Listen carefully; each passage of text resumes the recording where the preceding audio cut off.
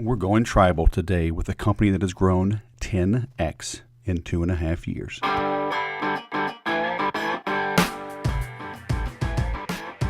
Hello, my friend, and welcome to the Sales Podcast. I'm Wes Schaefer, the Sales Whisperer, your host.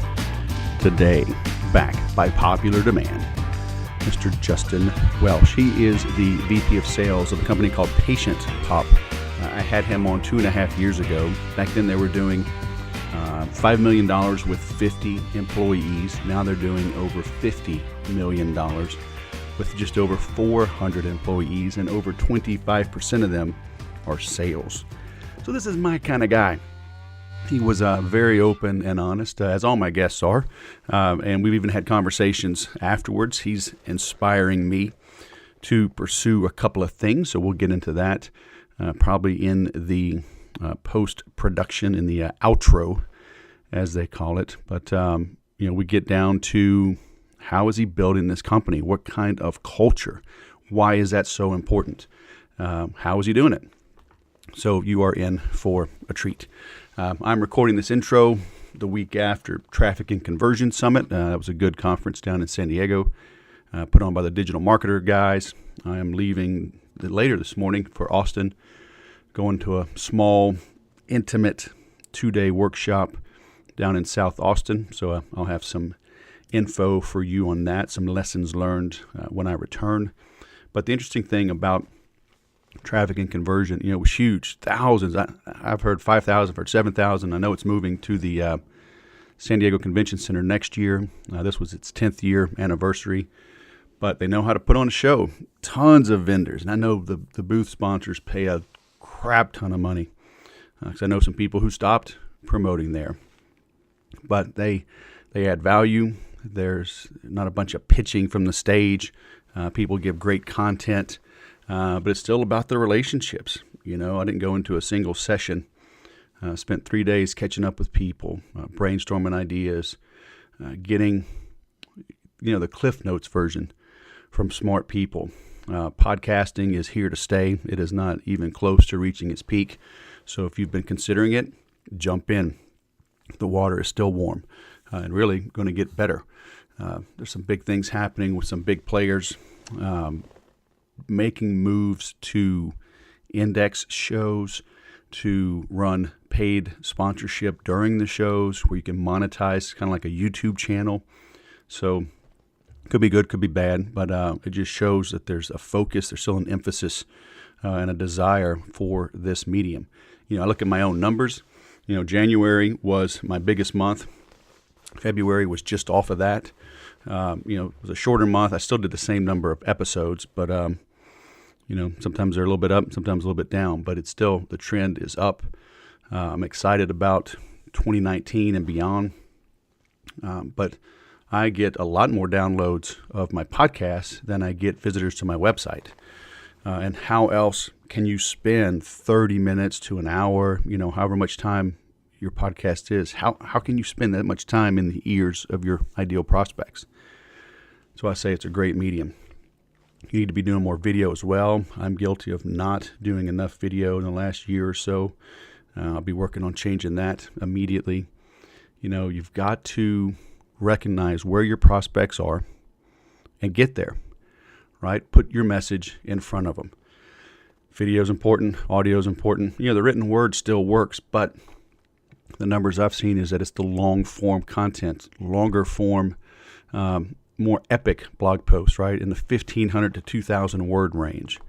I've seen it kind of falls off after that level, so you don't need to do a 10,000 word blog post, but to hit the sweet spot, at least be 1,200 words up to 1,500 and capping out around 2,000. So I've been working this last year at least on consolidating old posts.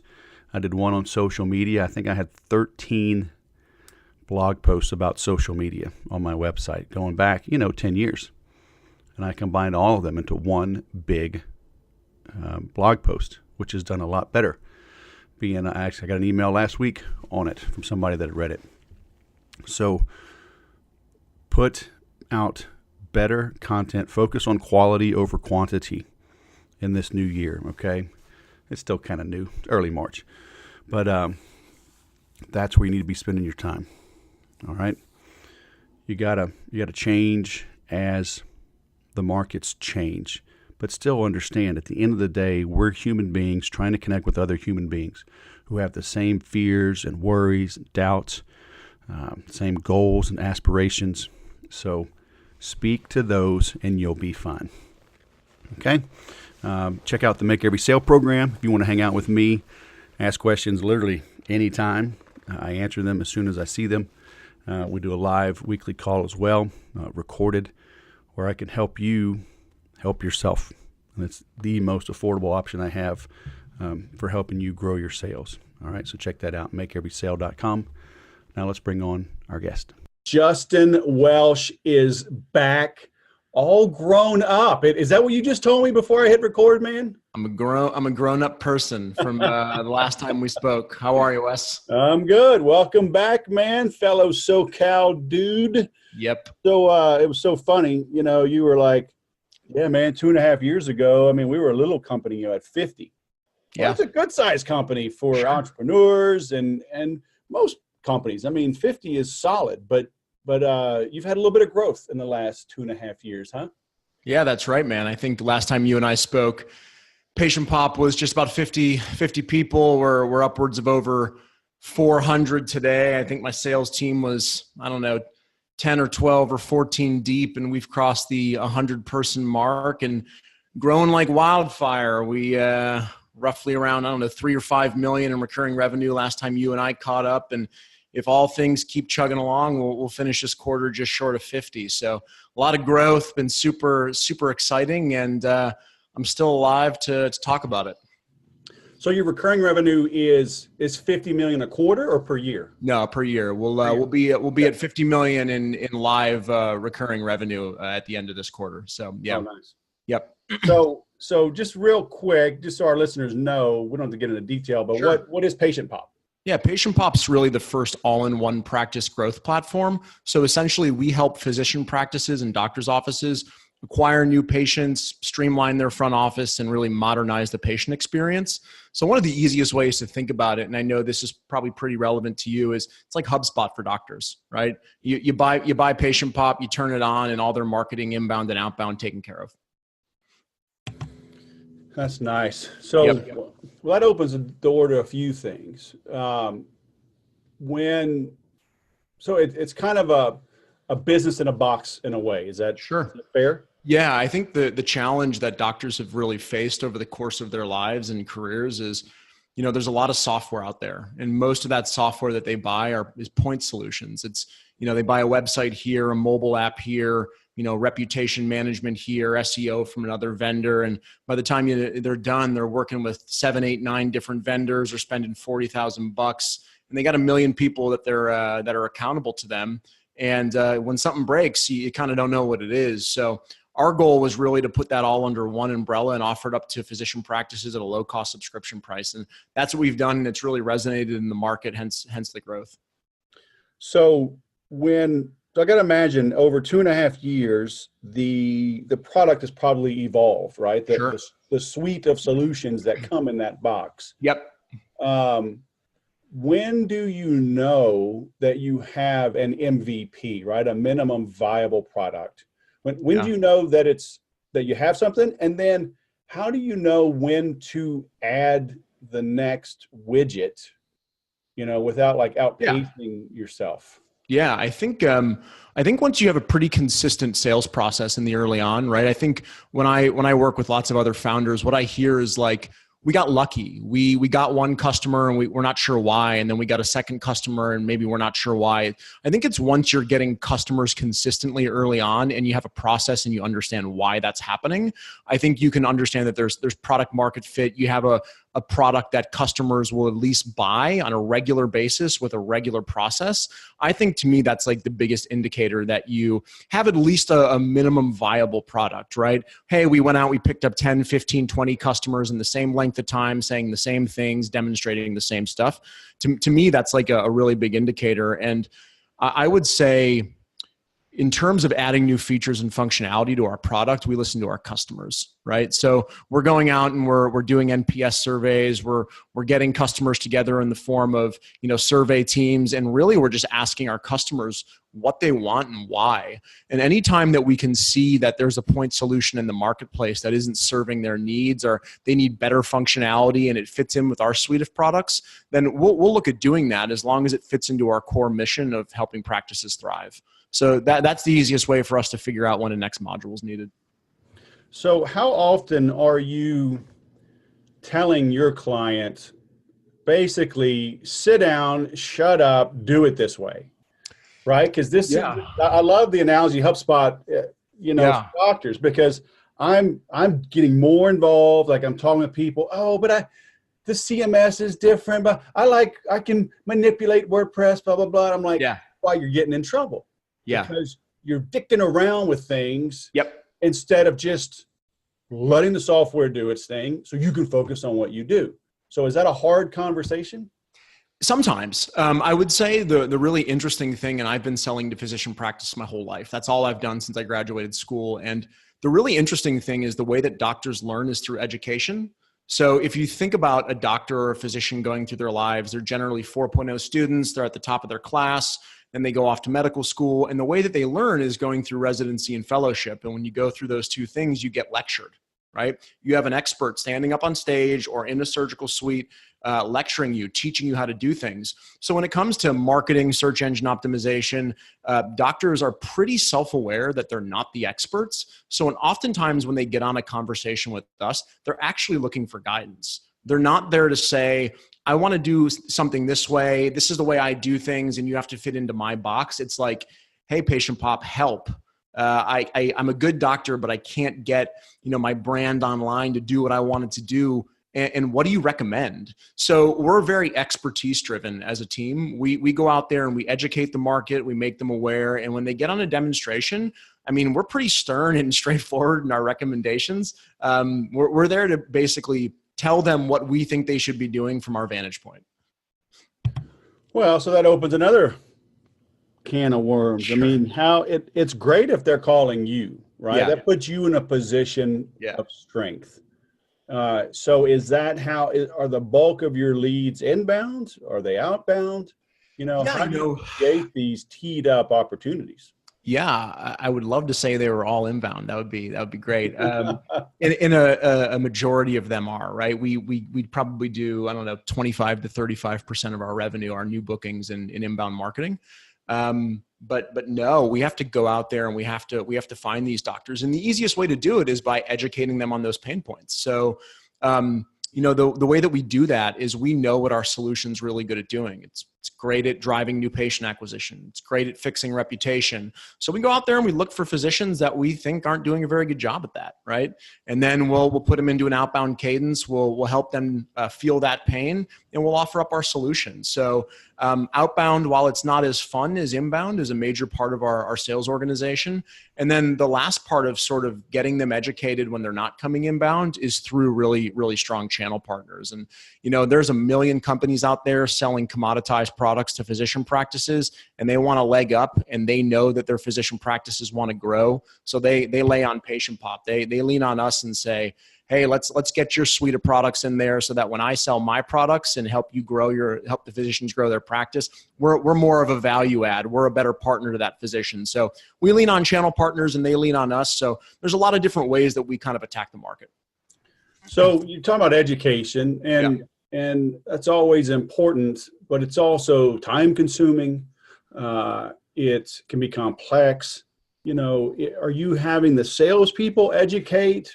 Or is the marketing department creating the content, and maybe, I'm on a call and I'm like, well, hey, Justin, are you online? Go to this URL and let them get educated on their own time. Great question. So our marketing department really does a great job of warming up sort of the awareness of problem.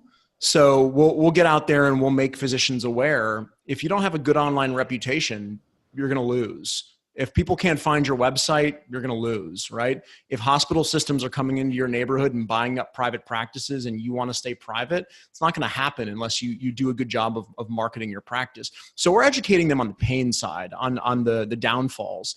That's for marketing, right?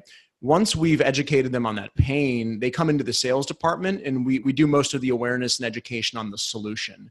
And we don't do a lot of slick, glossy education. Like, we get in the weeds. We show them how search engine optimization works, how websites work, how conversion rates work.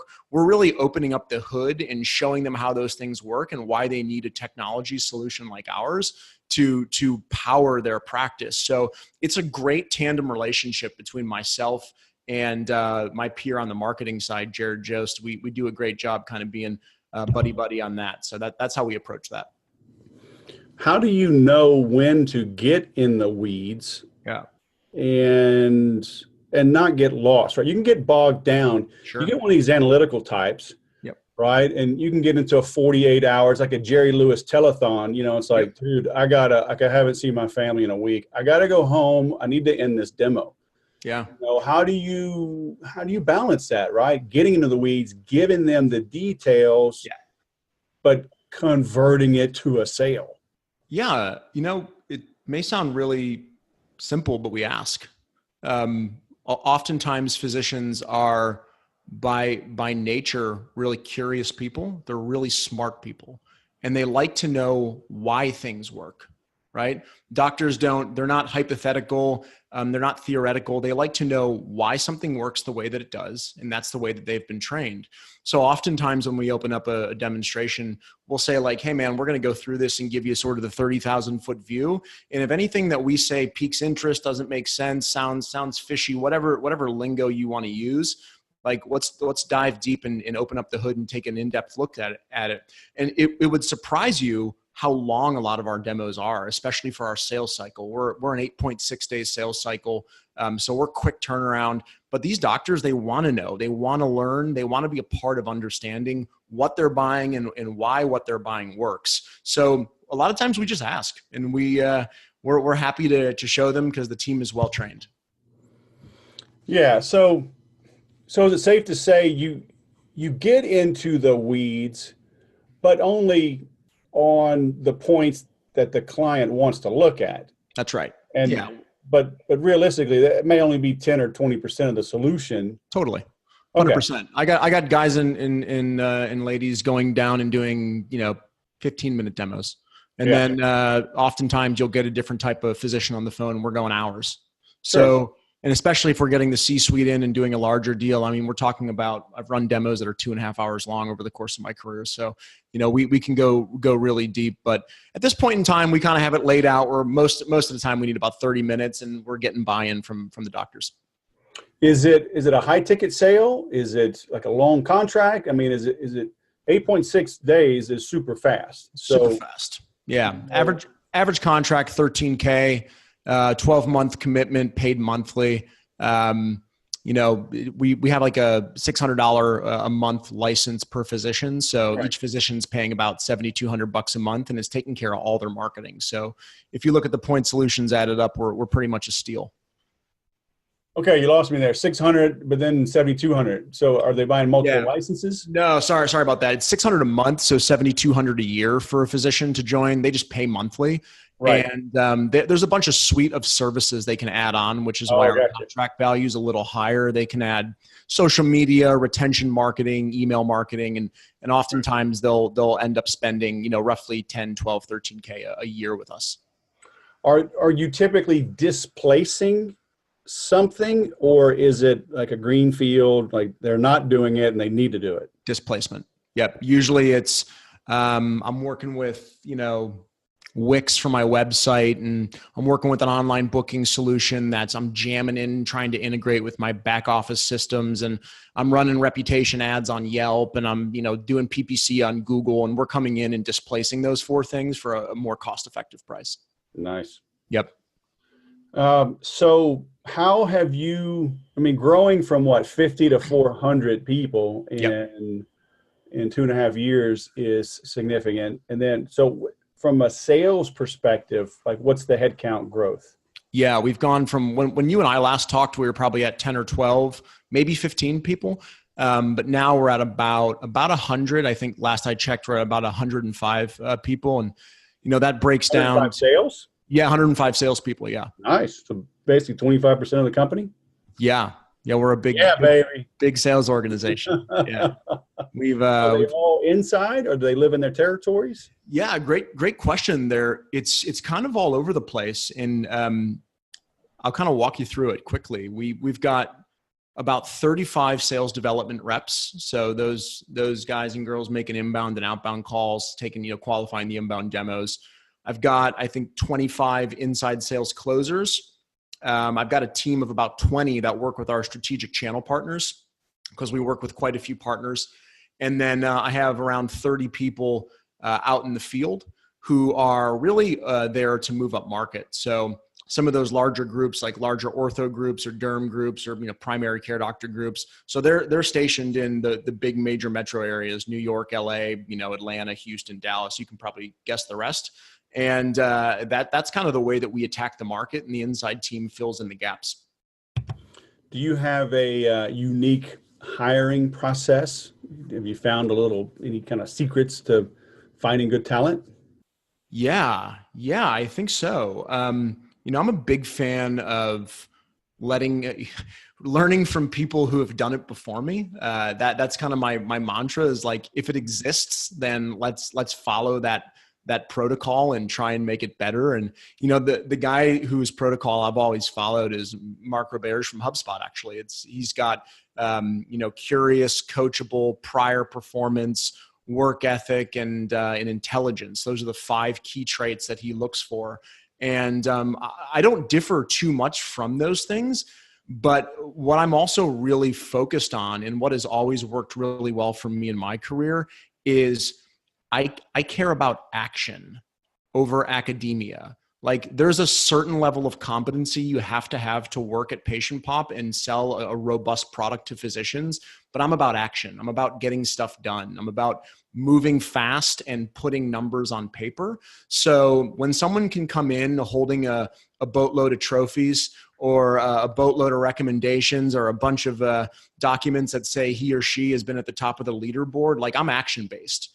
So I don't try and take aggressive job seekers. We try and go after those who are passive, those who are already in a company like ours, killing it, and wooing them away to the best of our abilities. So that has been what has served me well.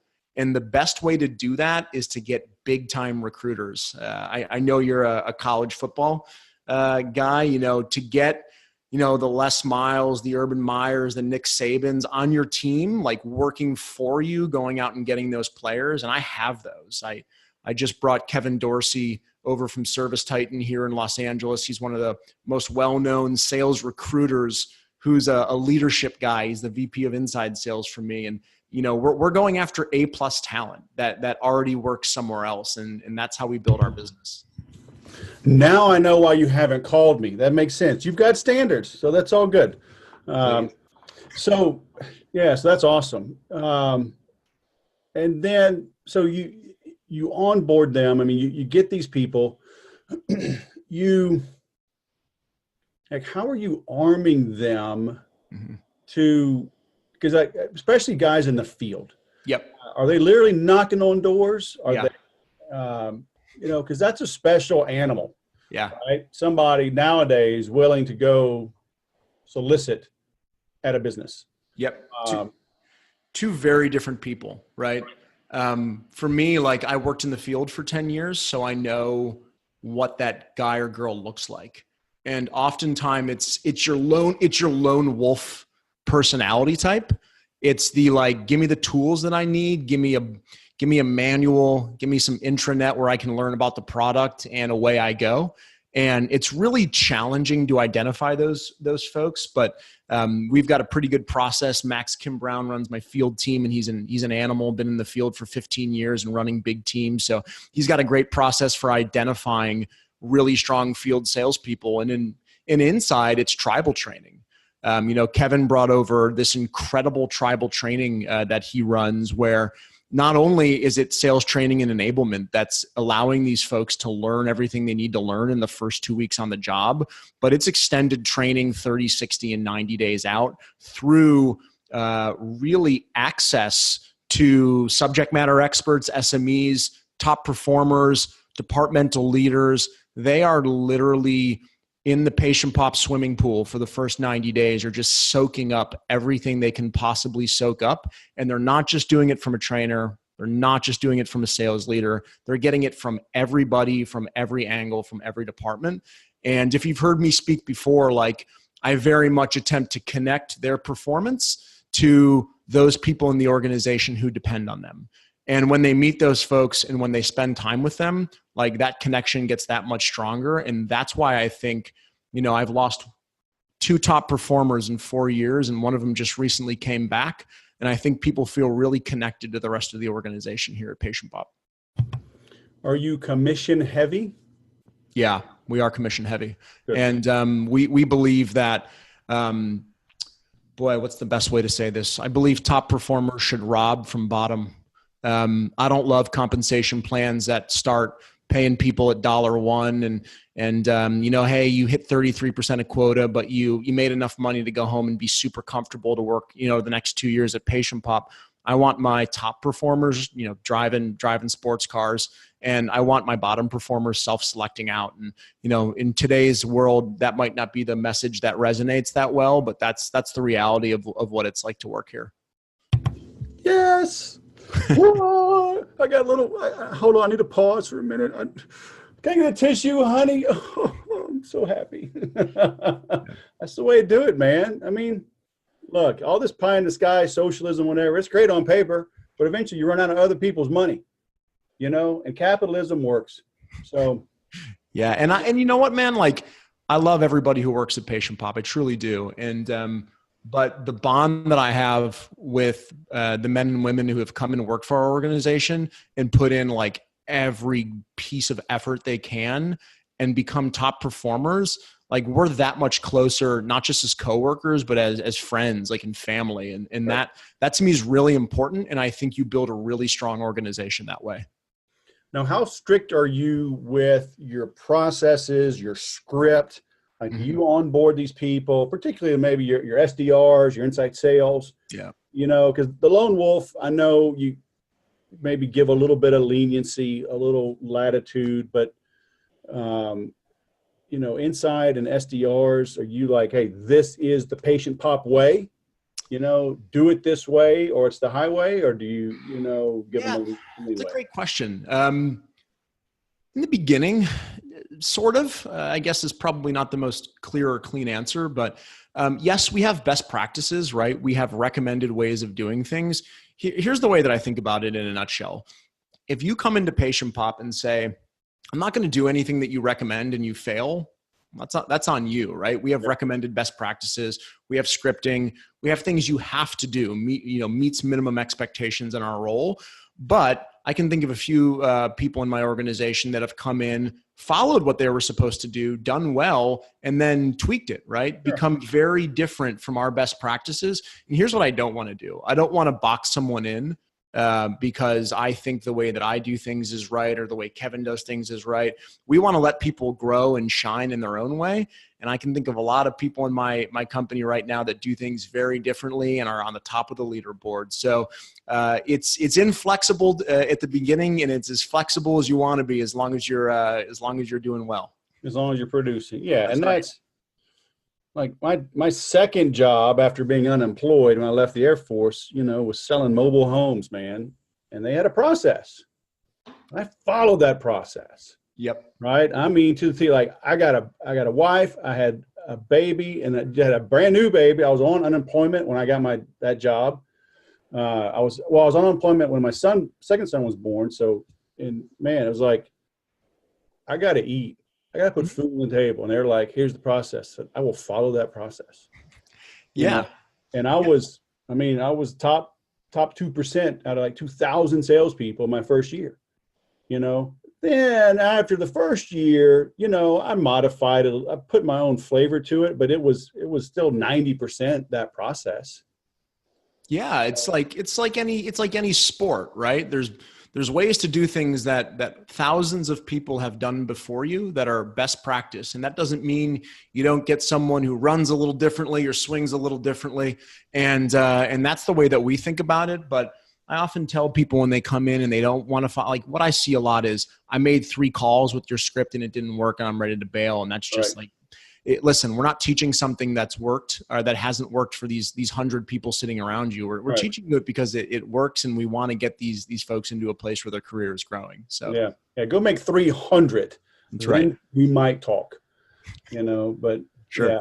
And, I was one of those pushing back, back in the day, because the script and the process was usually as a bad script. It was robotic. It was crap. It was not human. But I tell people all the time, it's like, how much money did The Rock or Oprah or Tom Cruise make last year? Right? I mean, you add those 3 people together and it's, I don't know, $250 million, and what do they do for a living? They read a script, Sure. they ask questions, pre-written questions, researched and written down in advance. That's their job, It works for them, so it probably worked for you, knucklehead Absolutely. salesperson. But don't get me, I was crying a minute ago. Now I'm angry. How'd you do this to me, man? What, Hey, you got like some NLP voodoo going on over there? I gotta say, man, I'll tell you one thing. It's always fun though when I do learn from like someone who makes a tweak or an adjustment, because things, in my opinion, like sales is an ever-flowing, ever-changing game. What worked in 2018 may not work in 2019, and most likely won't work in 2020. So my thing is to kind of keep my eyes and ears peeled. And if I see a young man or young woman doing a better job than I did, or than our top performers are doing by doing something a little bit differently, hell, like let's capture that, right? Let's get that on paper. Let's get that on video. And so we want to be as flexible as possible to the extent that it's working. So how do you reach a physician today? I mean, if I Yeah. had to guess, I'd probably say he's not hanging out on Instagram, looking for a sponsored post. That's right. Although I could be wrong. I mean, if they're a younger doctor, I don't know. I mean, I kind of like Instagram, but Yeah. where are C-level executives, high income or affluent earners, where are they hanging out? What we're starting to see is that healthcare is always just slightly behind everybody else in terms of their engagement on technology. Dude, I know my doctor was putting leeches on me the other day. Right. Didn't that crap go out like a few hundred years ago?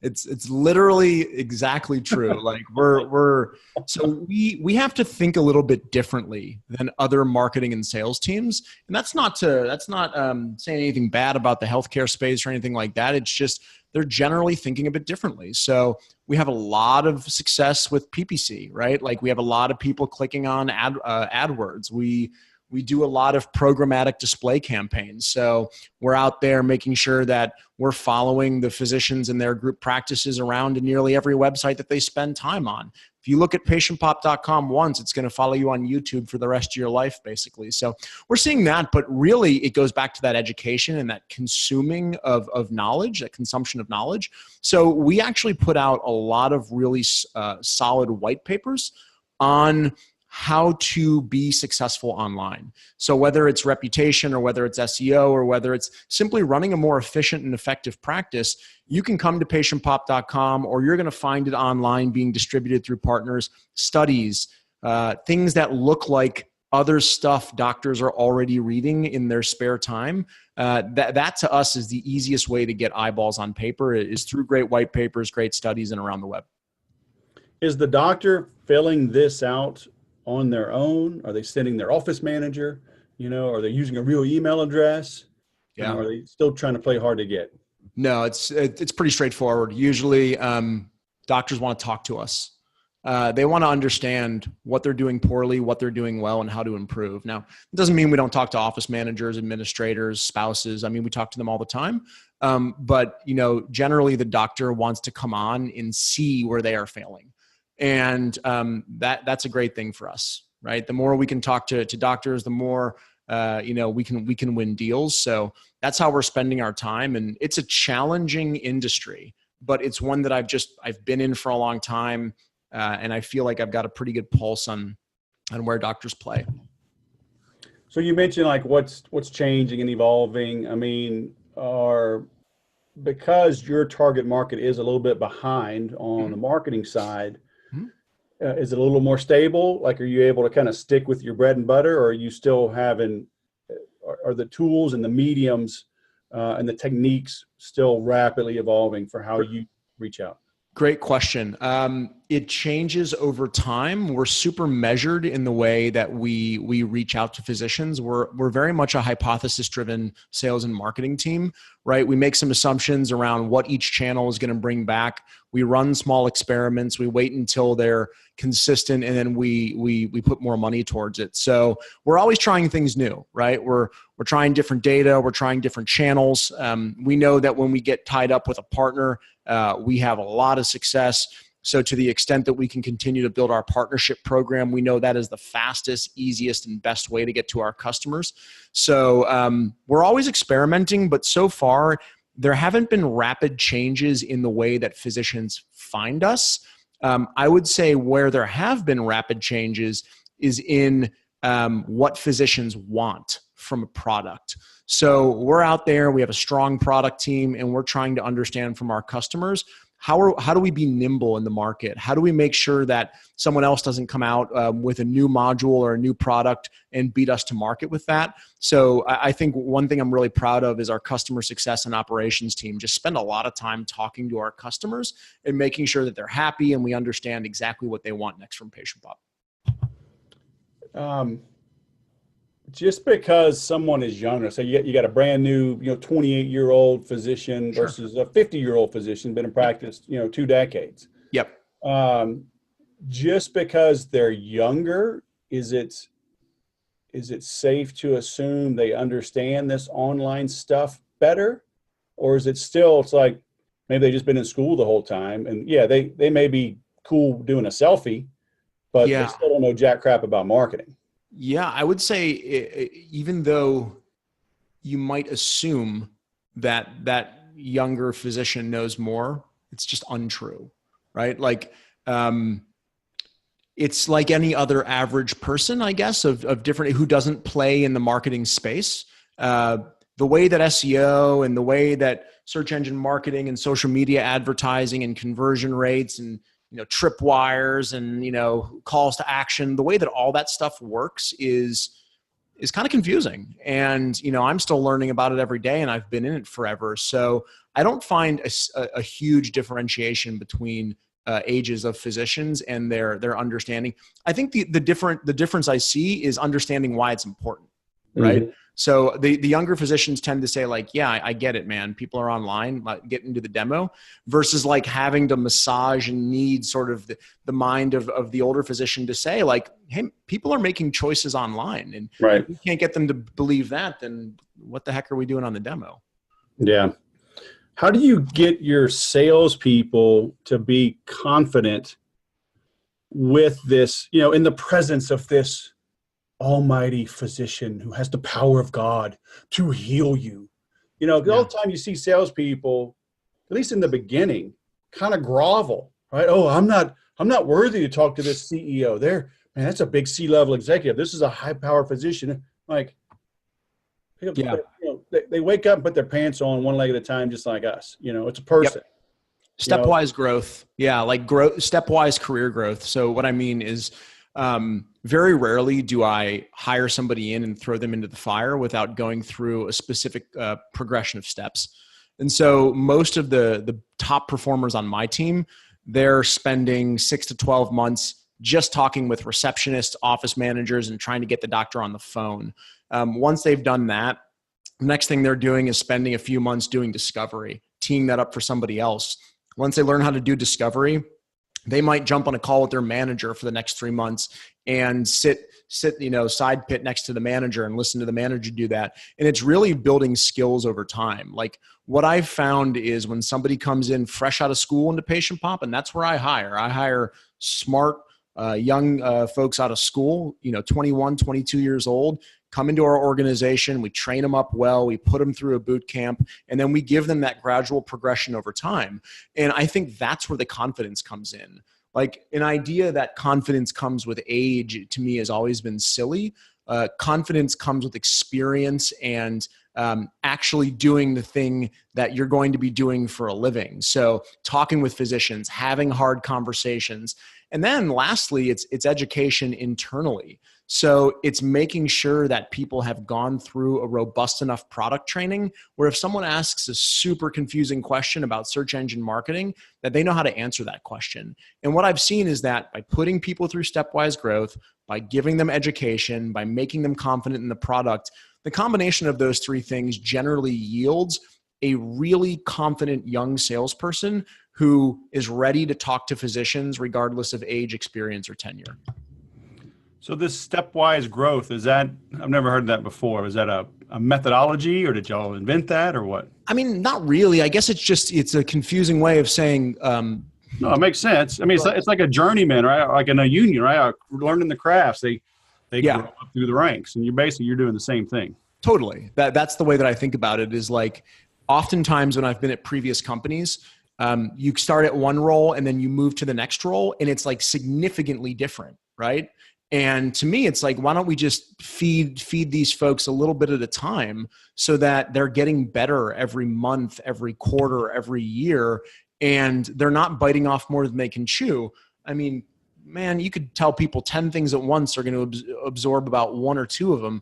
And to me, it doesn't make sense to throw a ton of new information at someone and assume because they were good in the last role, they're going to be good in the next one. To me, it's like, let's do it stepwise, incrementally, small steps at a time. How do you split up sales training versus product training? Culture training? Because it sounds like you're big on culture, you're big on learning the products. How do you, find that right mix of, Miller Hyman or Dale Carnegie or Sandler Sales or whatever? Yeah. My sales enablement person and team is Sandler trained, but I don't think that really answers your question. I think what we do is we come in, and before we product train, we company train.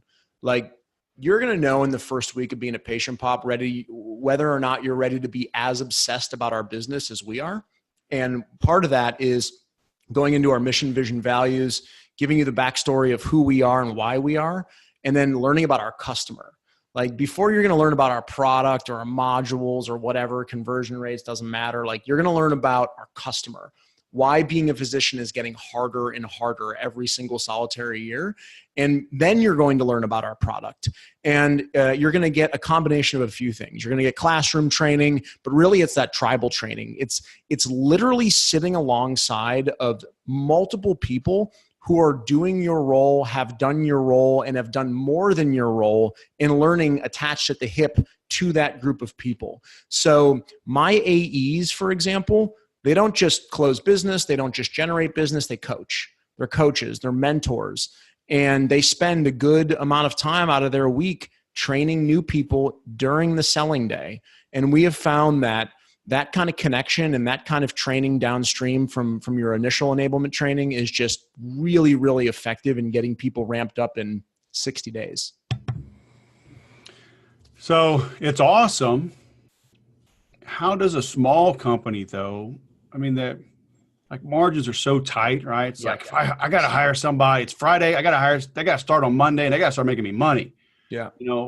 But I can't have them sit and shadow someone for 60 days before they're productive. I mean, how do you evolve into that, right? Because that's the reality of most businesses. I mean, they don't have a recruiting mentality. They're running fire drills because their top performer is recruited away, probably by you, right? Yeah. So, how do they make that shift, to have that process? Yeah, it's a great question. I think, maybe I probably should have been a bit more clear around what they're doing, but in their first 60 days, they are being productive. So generally they'll come in, and before they're closing real business, they're at least generating enough opportunities to help somebody else close a lot more business. And they're usually hip to that person, right? Actually generating business for that person and then attending that demonstration, learning about that product. So it isn't just sitting around and watching for 60 days. It's taking the sales hours that you have in a day and trying to tribal train as much as you can all day by hip to hip contact and making sure that you're listening to calls, generating business, scheduling the demos, doing the discovery in real time with your AE counterpart. And to me, like, there's a couple of different ways you could look at it. It's really expensive to have somebody who's not closing net new revenue sitting in a seat all the time. But there is nothing more expensive than churning through a bunch of people trying to find one really great sales closer.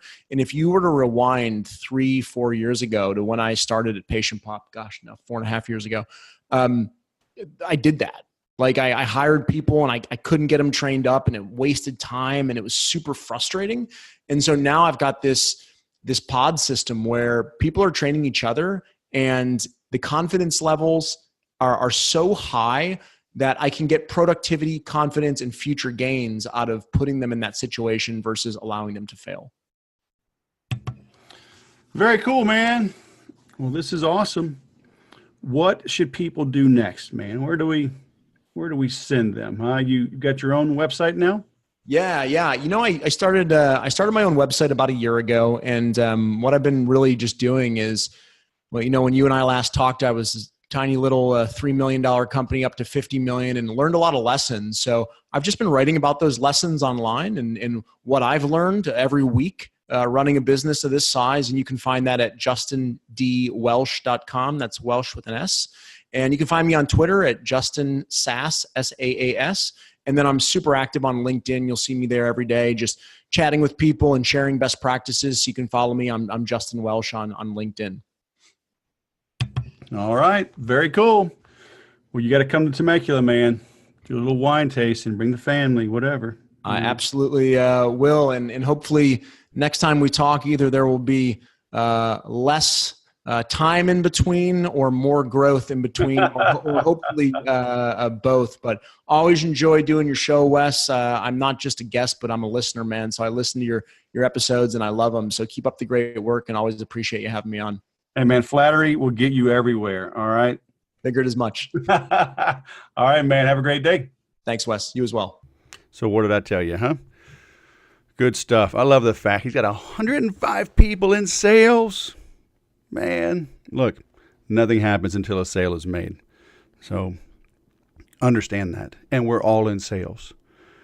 I don't care what your role is, you're in sales. You need to understand how that impacts your perception in the marketplace, how anybody that comes into contact with a prospect or a customer, how they are in sales, how they can move the needle towards or away from you. I love how he talks about he likes to find talent that is happy where they are killing it. So you have to go out and steal from your competition. That's life in the big city. Don't, just because they have a resume that they used to sell, they have sold well, doesn't mean they will sell well for you. Go find great people and entice them to you. I thought that was really important. I love the way that they have things broken down for their sales development, inside sales, partner sales, field sales. Top performers should rob from the bottom. You see this all the time in companies where you get the turkeys, and that's where management spends all their time and effort. Let the turkeys languish. They will figure out how to grow and do what needs to be done, or they'll leave. And then you don't have to pay workers unemployment, right? It sounds brutal, but it's just life in the big city. Focus on your top performers. Give them more tools to succeed. You know, it's basically positive and negative reinforcement. You can spank the bad children, or you can heap praise and love on the good ones, and the misbehaving children will soon figure out, hey, if I want mommy and daddy's attention, I need to act like the good children, and they will.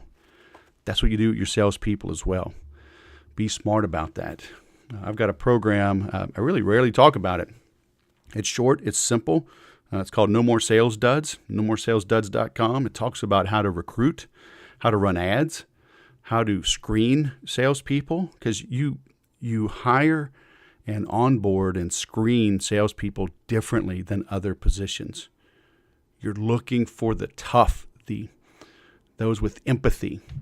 You're looking for those that are going to not wither just because you put a little pressure on them.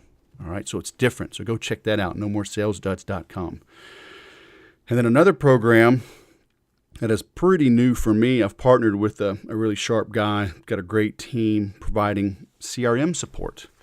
And PatientPop is basically delivering a business in a box, and that includes a CRM under the hood for their doctors to manage and segment their patients, their leads. But I've got a program at the CRM Butler, so the crmbutler.com. So we provide for a flat fee, unlimited support on Infusionsoft, ActiveCampaign, and HubSpot. The HubSpot platform is, of course, a little more expensive, but you get more with it insofar as consulting and some social media management, reputation management, and some SEO work. But check those out, the crmbutler.com. I'll be continuously tweaking that page. We're going to be adding some tutorials and videos on that. But you can order right now, super affordable. On the Infusionsoft and ActiveCampaign platforms, there's no contract. On the HubSpot platform right now, there's no onboarding fee, but there is a 90-day minimum. And then after that 90 days, it is month to month.